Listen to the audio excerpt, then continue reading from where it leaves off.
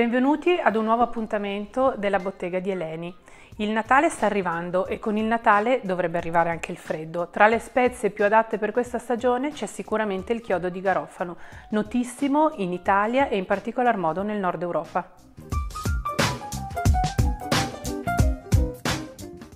Il chiodo di garofano, il cui nome viene dalla parola latina clavus, significa appunto chiodo e il chiodo, lo sappiamo, è qualcosa di forte, di incisivo e non a caso fra le spezie è uno tra i più potenti antimicotici al mondo. Gli speziali veneziani infatti lo utilizzavano come impastura nelle ferite per impedire eventuali infezioni.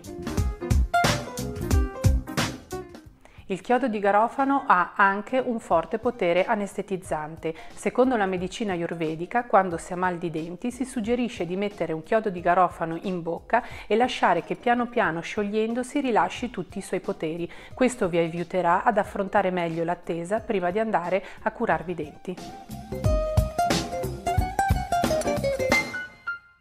Tra le proprietà del chiodo di garofano c'è quello di conservare i cibi, in particolar modo gli insaccati, tra il più noto è lo speck. Inoltre nel periodo natalizio una delle bevande che si beve con più piacere è proprio il vin brûlé e il chiodo di garofano è uno degli ingredienti più utilizzati nella preparazione di questa bevanda.